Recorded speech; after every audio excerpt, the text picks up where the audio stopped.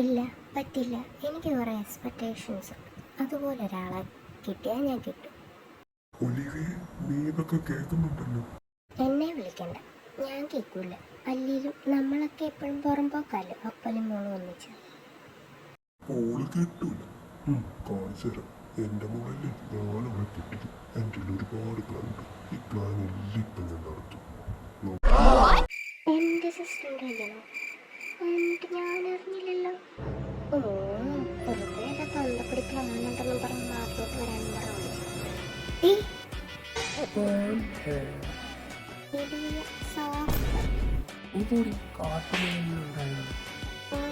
തന്നെ കണ്ടാലേ അറിയാം കോഴിക്കും കുരങ്ങനും പറഞ്ഞൊന്നും സംഭവിച്ചതാണ്. കോഴിക്കും കുരങ്ങനും ഞാനല്ല. എന്നാരെങ്കിലും വിളിച്ചു? അങ്ങനൊന്നും പറയില്ലേ. കല്ലിടങ്ങി കൈ തരുവന്നേ. അതിന് എന്റെ ഇല്ലാത്ത ബുദ്ധിയിൽ ഒരു ഐഡിയ തോന്നുന്നുണ്ട്.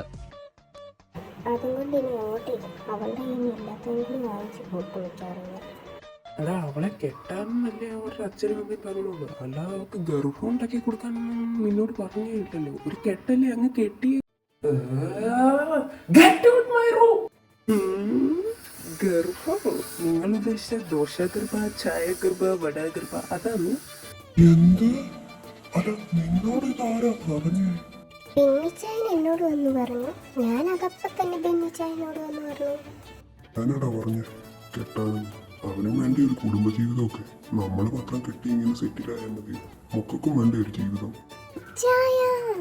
എന്നോടൊരു വാക്ക് പറഞ്ഞു നിങ്ങൾ ഇല്ലല്ലോ. മോനെ സണ്ണിച്ച ഉണ്ണിക്കുട്ടന്റെ കല്യാണമാണ്. മാടാ പെട്ടെന്ന് അടുത്ത ആഴ്ച കല്യാണം.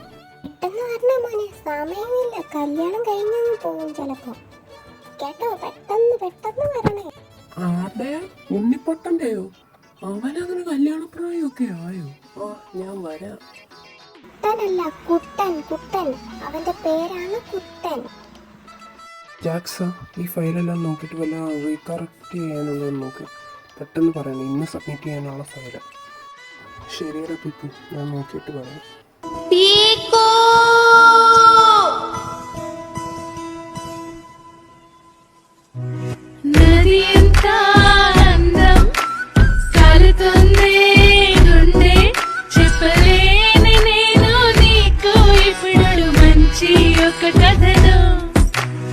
అక్కడ చూడు చంద్రుడు వెండి వెలుగులో మెరిసే నా మనసులో వికసింది చూడు ఫాతిమ సుహరావి.